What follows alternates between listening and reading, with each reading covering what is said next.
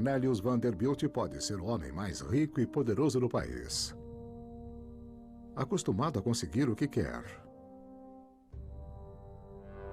Mas ele não tem ideia do que está prestes a encontrar.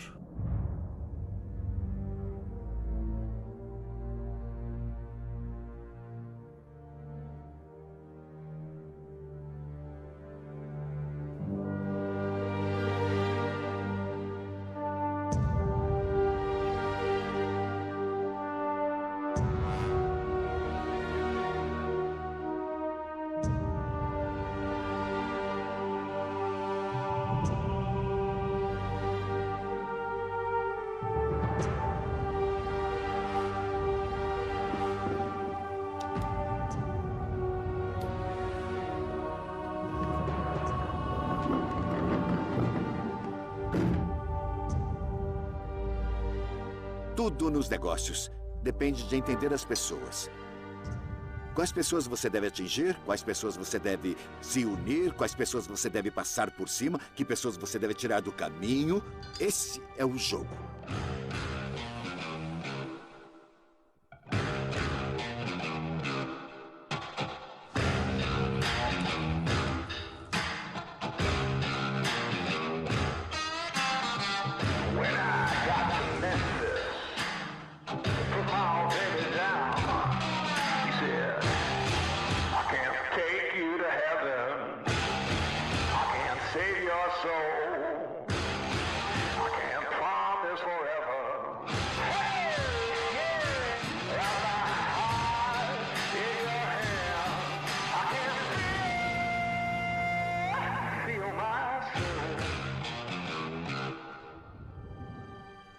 Joga a carta, Sr. Rockefeller. Não. Pena. Aprenderia muito sobre competição. Sei o que preciso saber.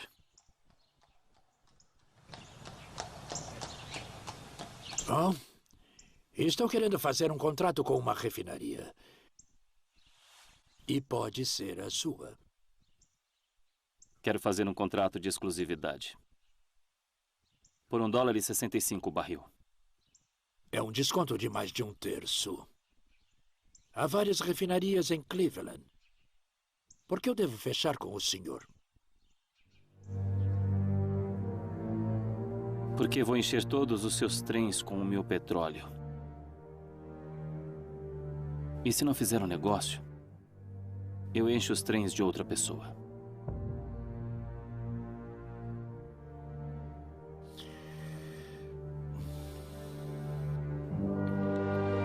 Sr. Rockefeller?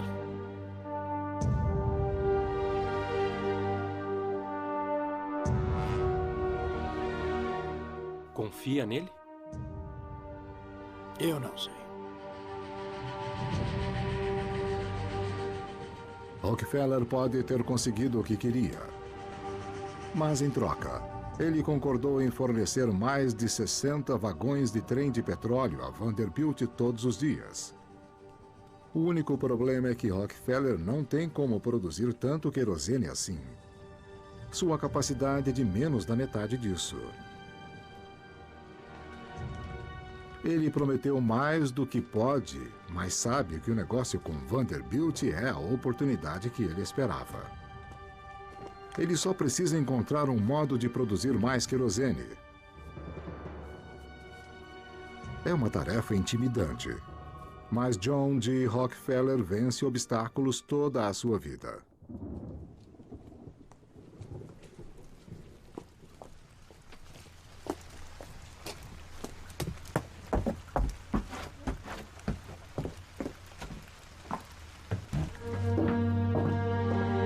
Rockefeller foi criado numa casa pobre de Cleveland.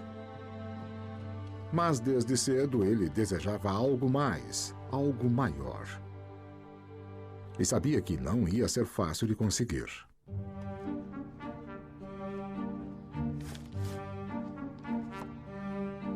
Desde jovem, ele mostra grande habilidade empreendedora, começando seu próprio negócio vendendo doces às crianças. Muito obrigado. Aqui está o seu doce. Desde pouca idade, Rockefeller ajuda a sustentar sua família. Principalmente porque nunca pôde contar com seu pai. Ele cura câncer. Pessoal, é isso mesmo, cura o câncer. Agora você se pergunta, senhor, aposto que na sua cabeça diz Bill, isso é verdade? O pai de John Rockefeller é um charlatão. Conheci a Rebecca há 7 anos e ela tinha pneumonia. Mais conhecido em Cleveland como Devil Bill. Quem quer comprar? $1,25 vidros. Sim, senhor. Ele desaparece durante meses, deixando a família sem dinheiro para se sustentar. Só fico aqui por um dia. Depois que eu for embora, posso não voltar mais.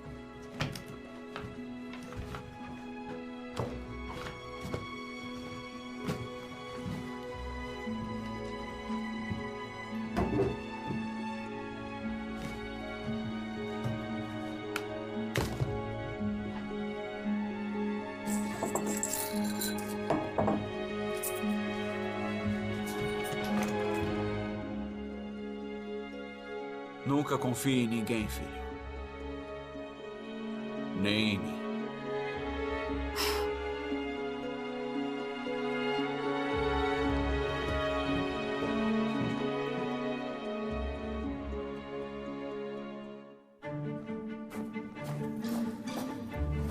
Com o pai fora, Rockefeller é forçado a deixar a escola e arrumar um emprego para sustentar a mãe e os irmãos. Sua intuição e filosofia de trabalho vão se tornar as bases do sonho americano. Meu bisavô, John Rockefeller, ele era um homem de negócios brilhante. Quando começou, não era do ramo do petróleo nem nada. Ele trabalhou muito nisso. E há uma filosofia na família Rockefeller de trabalho duro. Preso num emprego sem futuro, ele fica obcecado em encontrar uma ideia e se arriscar.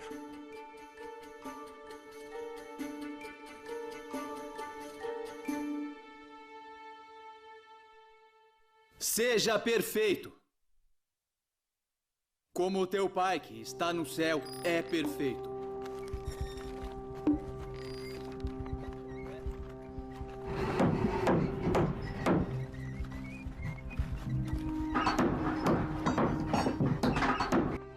Por favor, de pé.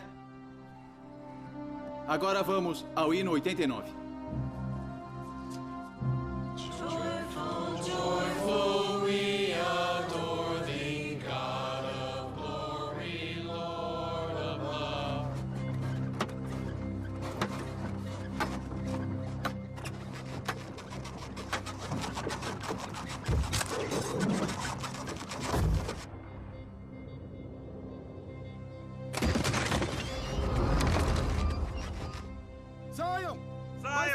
Vai explodir!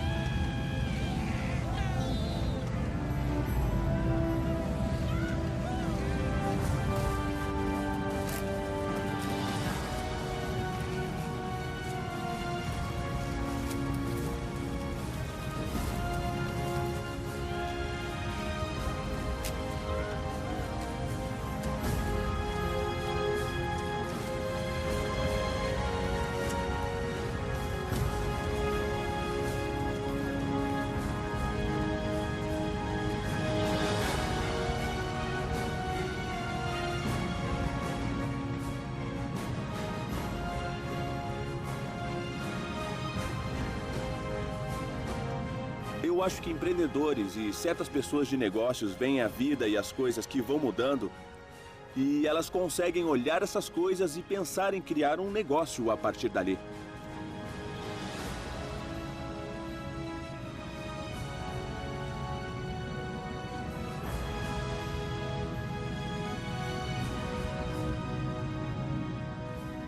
Rockefeller percebe que o petróleo tem potencial para mudar o mundo e torná-lo rico com isso.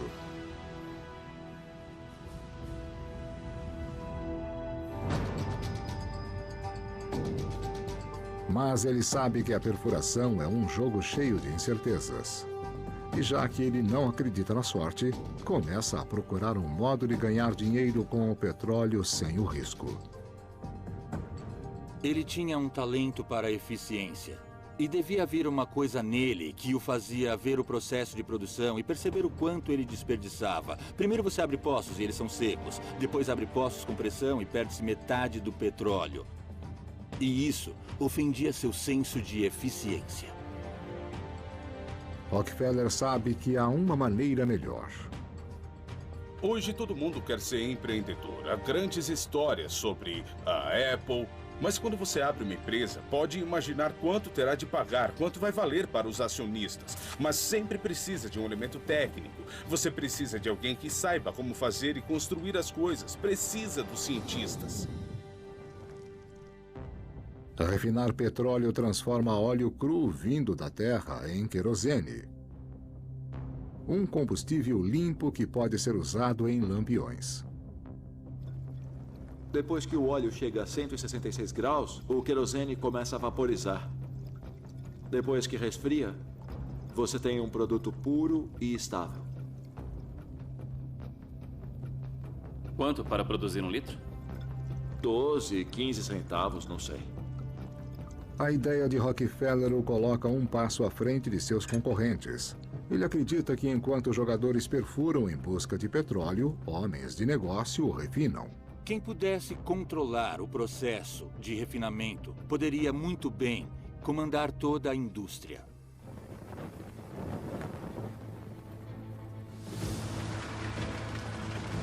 Aos 24 anos, Rockefeller investe tudo o que tem, uns $4 mil, na construção de sua primeira refinaria. Mas pra cima! Pra cima! Mas ele luta muito para encontrar um lugar na indústria. Isso muda quando o homem mais poderoso do país o chama. Sr. Rockefeller?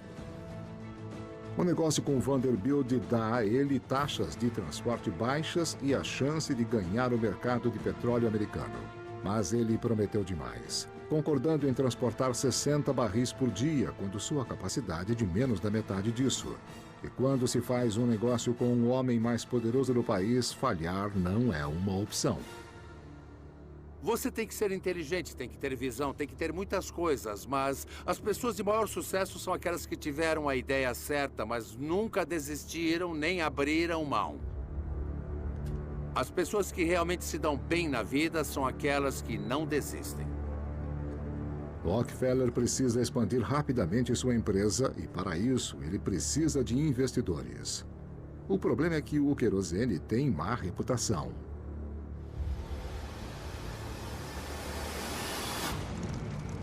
Histórias sobre explosões do combustível e incêndio de casas estão na primeira página dos jornais em todo o país, tornando céticos os potenciais investidores. Devido à alta demanda, muitos refinadores jogam no mercado querosene perigoso, extremamente volátil. Rockefeller vê o problema como uma oportunidade. Ele percebe que há necessidade de acalmar os medos do público e dá a ele um produto em que possa confiar. Áreas de refinamento de petróleo, de armazenamento, de invase e de transporte. Por que esse nome? Porque a Standard Oil vai ser a única companhia na indústria a garantir uma qualidade uniforme de querosene.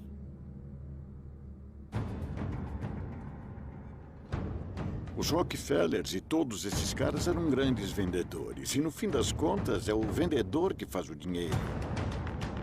Dá para entender por que Rockefeller deu o nome de Standard à Oil empresa.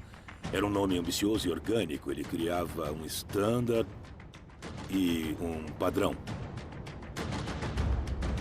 O querosene de Rockefeller aquieta os medos e imediatamente se torna o produto mais desejado do país, trazendo investidor atrás de investidor. Ele cumpriu sua promessa de fornecer 60 vagões de trem de petróleo por dia Mas essa remessa só é suficiente para um pequeno segmento do país. O petroleiro de Ohio sabe que com o petróleo em cada trem atravessando o país, ele pode suprir todas as casas americanas. Para fazer isso acontecer, ele vai ter que enfrentar o Comodoro Cornelius Vanderbilt.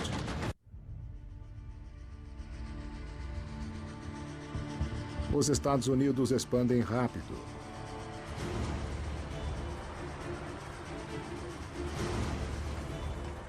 As estradas de ferro de Cornelius Vanderbilt uniram o país e o comércio agora se move mais rápido que nunca. Mas a mais nova obsessão do país é a luz. Luz limpa e segura. Aquela que é fornecida por John G. Rockefeller. O petróleo muda o mundo. E o refinador de Ohio lidera a vez. Os titãs daquela época revolucionaram os negócios nos Estados Unidos. Nos tornamos a força econômica dominante no mundo porque podíamos fazer as coisas, criar coisas, construir coisas, dar energia às coisas.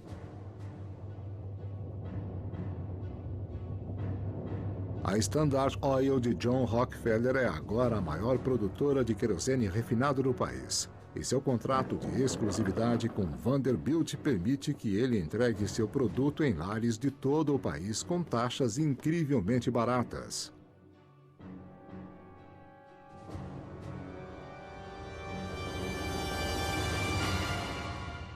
Mas para Rockefeller, não é suficiente. Ele cresceu mais que seu contrato com Vanderbilt.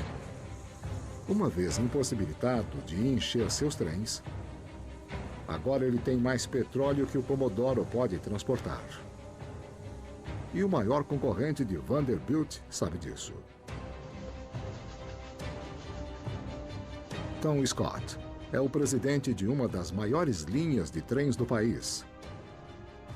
Ele quer tomar o lugar de Vanderbilt como rei das ferrovias e sabe que um contrato com Rockefeller é o segredo.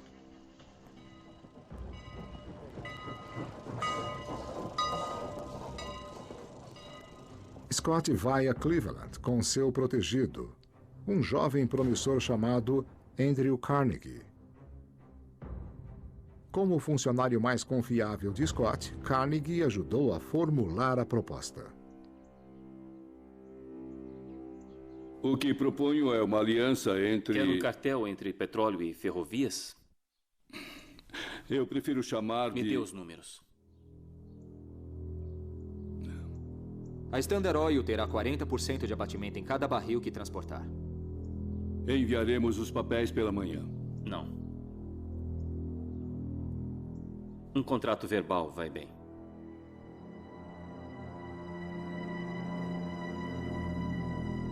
Rockefeller recebe uma proposta de Scott que jamais teria de Vanderbilt.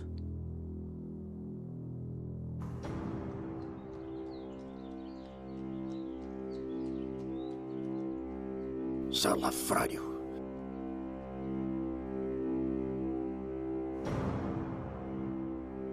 O Comodoro perdeu sua força competitiva. Para a grande frustração de Vanderbilt, Rockefeller pôs as ferrovias uma contra a outra com muita habilidade. O petróleo era algo que elas não podiam perder. Então eles brigaram muito para manter esse tráfego. Com as ferrovias no seu bolso, Rockefeller podia suprir todos os lares da nação com o querosene da Standard Oil. E com todo esse lucro, Rockefeller começa a comprar seus concorrentes. Precisamos ficar unidos. Eu ofereço a vocês uma saída, para que mantenham a cabeça erguida. A oportunidade de vender a Standard Oil vai ser uma bênção a todos vocês. Se comprarem ações da Standard Oil, vocês e seus entes queridos nunca passarão necessidades. Sua intenção era simples. Ele queria ser o dono de todas as refinarias do país. Obrigado.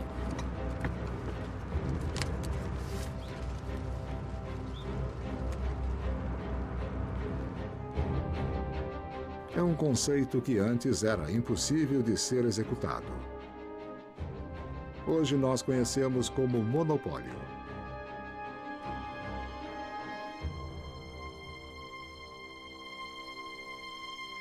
Mas Rockefeller não expande só sua empresa. Ele também busca aumentar lucros do modo que for necessário. Consegui uma outra refinaria. Mais uma no bolso. Quer que eu dê uma olhada nela? Não. Eu quero que a feche. O negócio de criar monopólios esmagando a oposição era, em parte, porque havia condições de ser feito. E ele podia fazer melhor que ninguém. Ele ganhou uma fortuna com isso.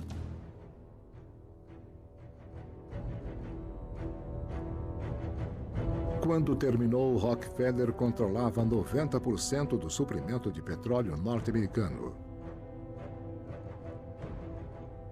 Sua empresa, a Standard Oil, é o primeiro monopólio do país. Aos 33 anos, o petróleo de Ohio e o homem mais poderoso do país.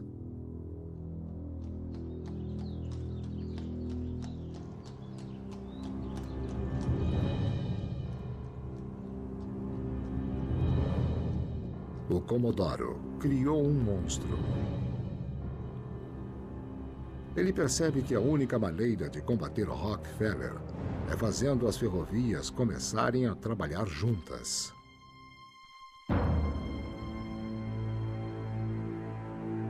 Ele forma uma aliança inesperada com seu maior rival, Tom Scott. E juntos, eles concordam em encerrar todos os negócios com Rockefeller.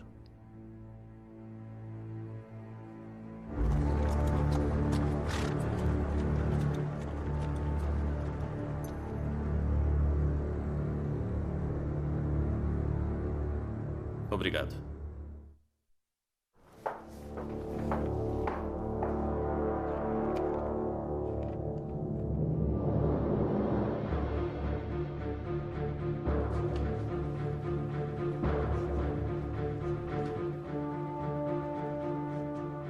Para Rockefeller, a atitude é apenas uma declaração de guerra.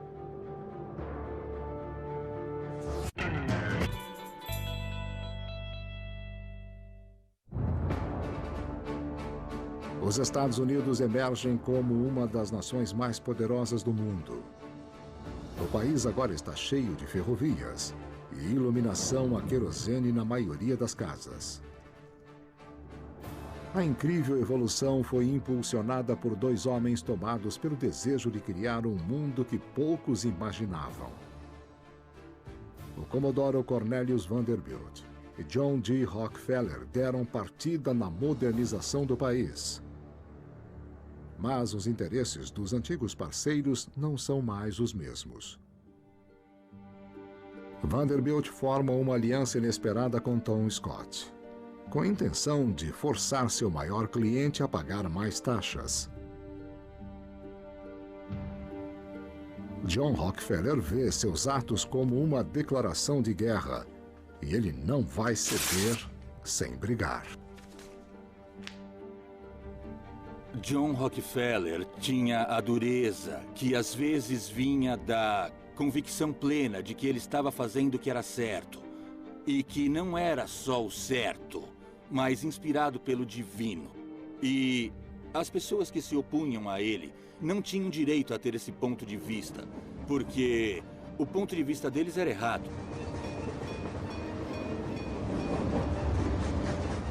Era quase como se você recusasse a vontade divina. E se por acaso você recusasse a vontade divina, então não deve esperar misericórdia. Rockefeller está determinado a encontrar outro modo de transportar seu petróleo. Ele sabe que se não puder, as ferrovias vão vencer.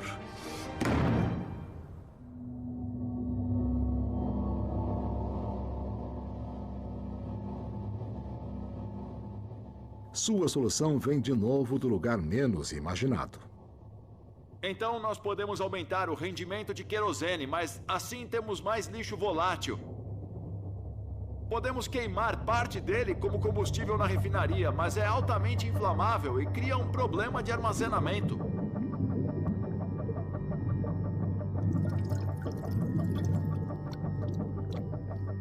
Se chegarmos a temperaturas mais altas, nós podemos começar a criar óleos lubrificantes.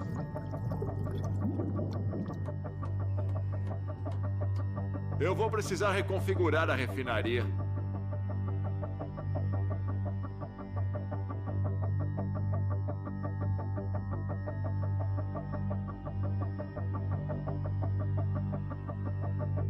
O petróleo na refinaria é transportado em grandes canos e Rockefeller percebe que se esses canos podem transportar óleo em distâncias curtas, podem também ser usados em longas distâncias. Se Rockefeller puder construir um cano longo o suficiente, ele vai poder tirar as ferrovias do mercado de petróleo para sempre.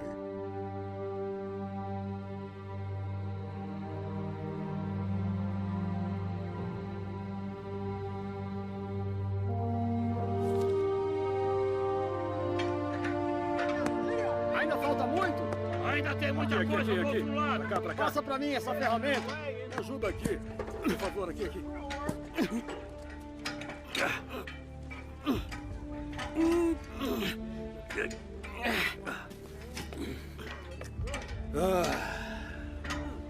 Rapaz.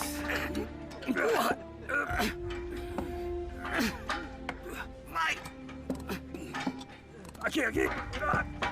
A tubulação vai exigir um investimento imenso e riscos incríveis. Mas se conseguir, Rockefeller vai poder fazer o que ele mais gosta: vencer. Acontece cedo na vida de um empreendedor ele perceber que é capaz de fazer coisas no mundo dos negócios que outras pessoas não estão prontas para fazer.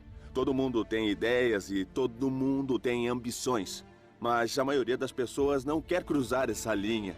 E eu acho que um empreendedor de sucesso tem essa natureza. Onde houver mudança, onde houver incerteza, há uma oportunidade. Força! Vai junto comigo! Vai!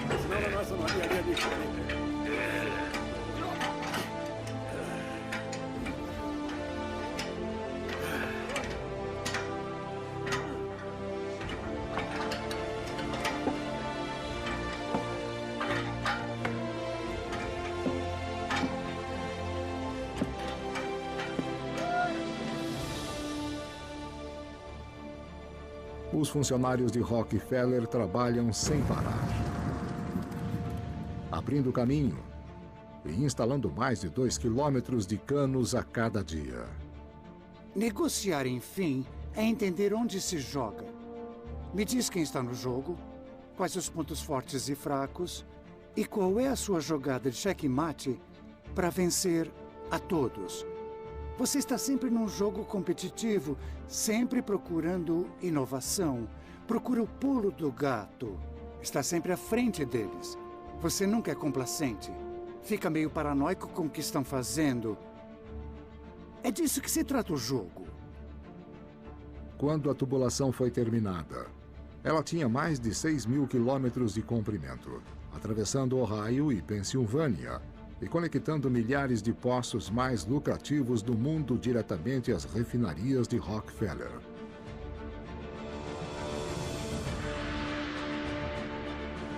John Rockefeller finalmente encontrou seu modo de eliminar as ferrovias das negociações do petróleo.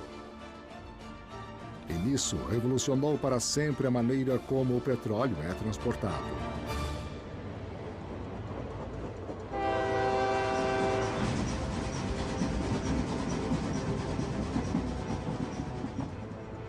Durante 25 anos, as ferrovias foram a maior indústria do país, a base da economia americana. Ninguém nunca teve coragem de enfrentá-las até agora. Rockefeller sabe que, sem seu petróleo, as ferrovias vão lutar para sobreviver.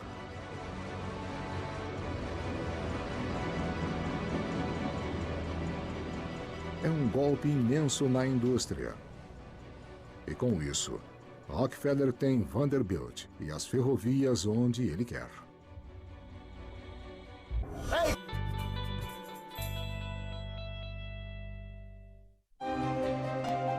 Os Estados Unidos da América mudam como nunca. Em apenas uma década, o país se tornou um dos mais avançados do planeta. O pôr do sol não significava mais o fim do dia.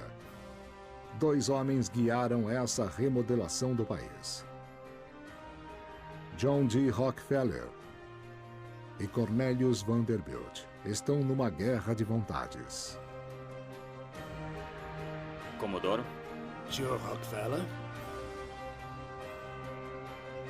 Vanderbilt e seus concorrentes estão em busca de passageiros e cargas para encher os trens que passam em suas linhas. Na década de 1870, o país precisava ser conectado por ferrovias. E o que aconteceu foi que todo mundo que pensava que podia ter chance no ramo ferroviário foi levantar dinheiro e abriu a sua própria empresa. E o que aconteceu a partir daí foi o que vimos acontecer tantas vezes desde então. Foi que se criou uma enorme bolha. O petróleo de John D. Rockefeller é quase 40% de toda a carga transportada nas ferrovias. Mas quando Vanderbilt se une ao seu maior rival para aumentar as taxas, Rockefeller encara isso como uma declaração de guerra.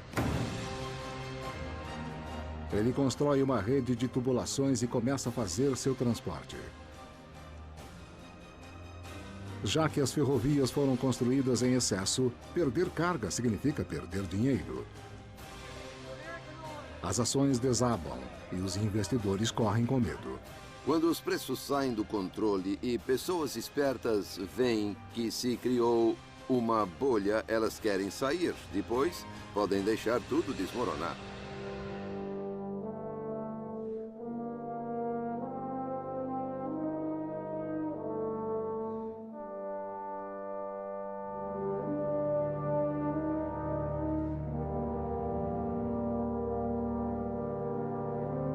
Quando o pânico se instalou, 1/3 das 360 empresas ferroviárias do país tinham ido à falência.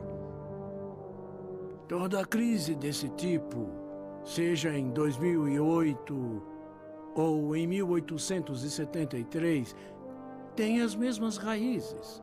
Todos dizem que foram inesperadas.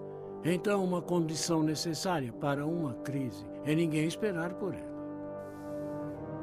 A crise é a pior que os Estados Unidos já viram em sua curta história. Sem saber como evitar um colapso completo, o mercado de ações fecha e fica assim durante 10 dias seguidos.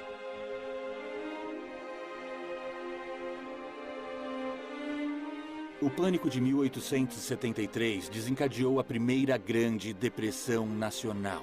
E ninguém sabia o que fazer com ela.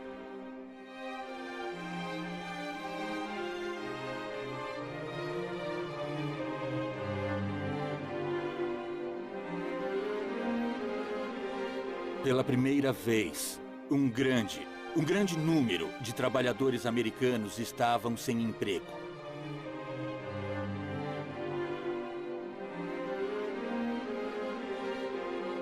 Trabalhadores foram demitidos, mas os donos ainda viviam no estilo a que estavam acostumados.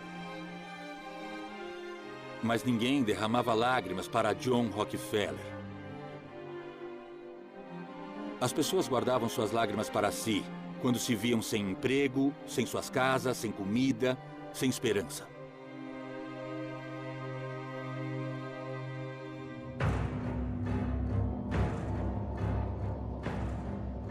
Enquanto as maiores empresas do país lutavam para sobreviver, Rockefeller vê oportunidade.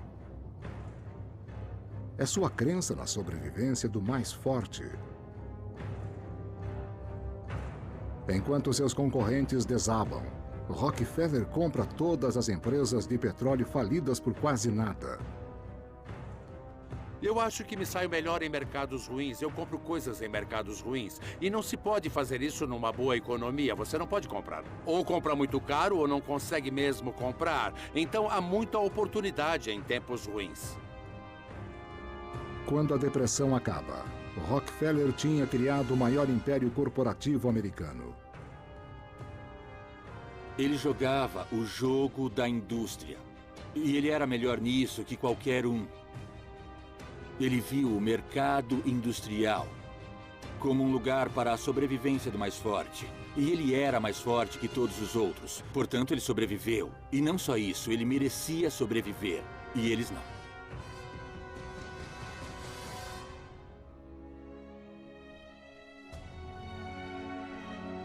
Enquanto Rockefeller expande sua companhia, seus oponentes nas ferrovias lutam para sobreviver.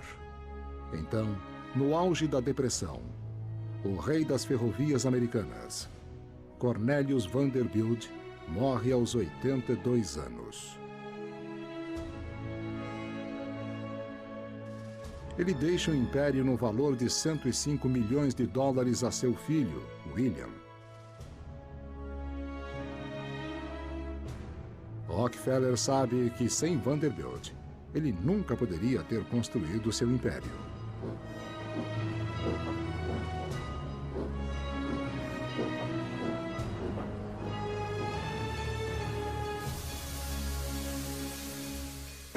Mas os últimos adversários restantes de Rockefeller se recusam a se render sem lutar.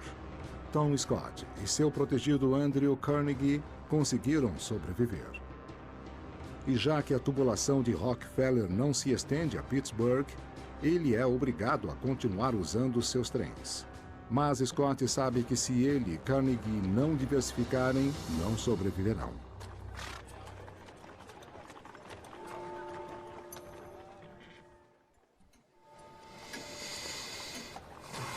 Scott pensa um plano agressivo para a expansão de seu império. Um plano que certamente vai chamar a atenção de Rockefeller. Ele vai entrar para o ramo do petróleo construindo uma tubulação toda sua. Isso não pode ficar aqui. Tá vendo? Da outra vez você pega... Não, coloca isso do lado de cá. Tá entendendo? Então... Mas se tem uma coisa que John Rockefeller odeia mais que tudo, é a concorrência. Tom Scott começou uma guerra.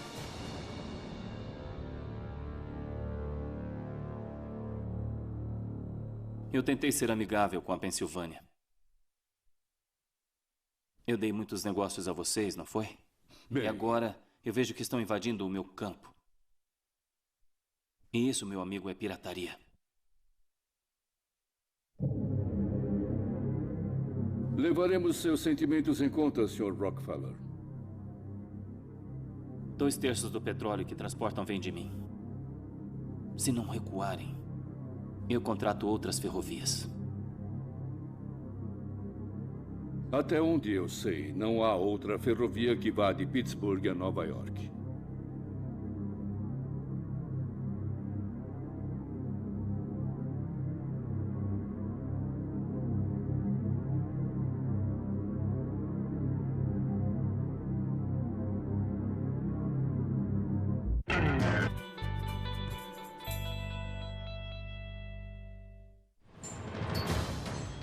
O crescimento americano depois da Guerra Civil foi impulsionado por ferrovias que uniam o país e petróleo iluminando o caminho.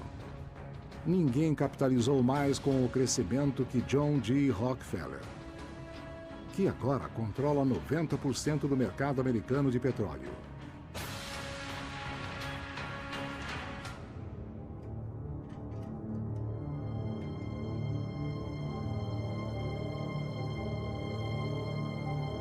Com a morte de Cornelius Vanderbilt, apenas um homem impede o controle total de Rockefeller sobre o petróleo.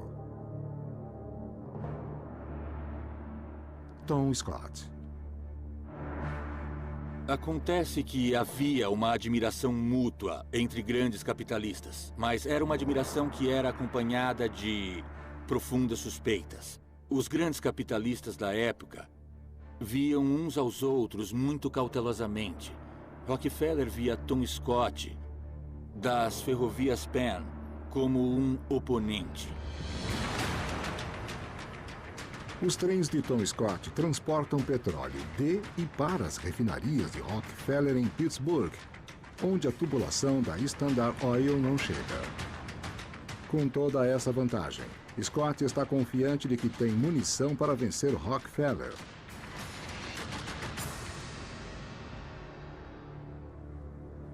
Mas Rockefeller não é do tipo que foge de uma briga.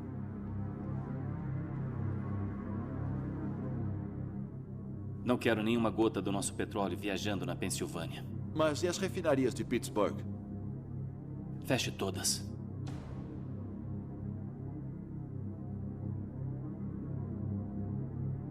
Fechar suas refinarias vai custar a Standard Oil uma fortuna em perda de lucros. Mas para Rockefeller, destruir a competição é mais importante que tudo.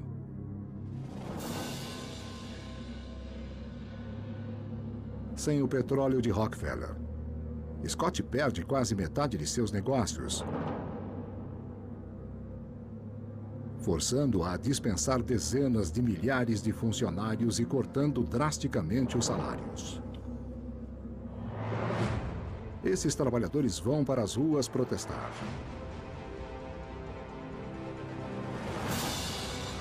E no cair da noite em Pittsburgh, eles ficam violentos. Um incêndio se inicia nos depósitos de trens de Tom Scott.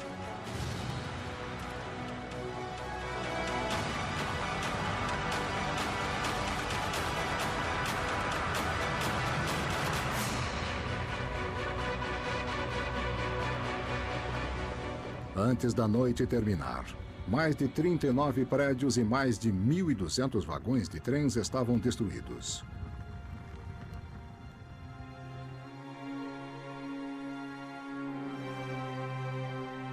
A empresa de Tom Scott está em ruínas.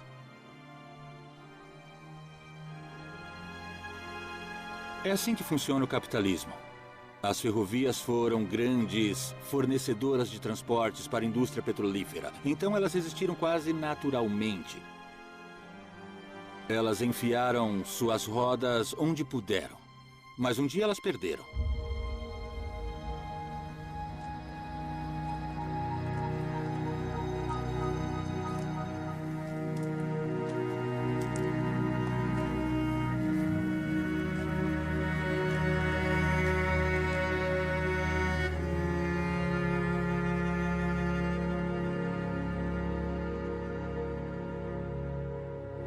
Levante. Vamos.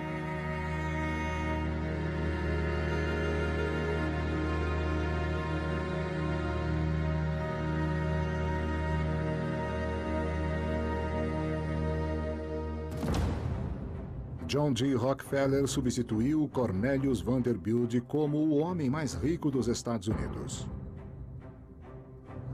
Sua rede valia agora mais de 150 milhões de dólares. Ou 225 bilhões de dólares hoje. É impressionante que um indivíduo possa ter quase 98% do querosene e toda a produção do mundo. Ele era um homem de negócio brilhante. Só posso dar todo o mérito a ele. Só não acho um mérito a maneira como ele se tornou poderoso. Mas todos os titãs são alvos e agora Rockefeller está prestes a ficar cara a cara com seu maior desafio.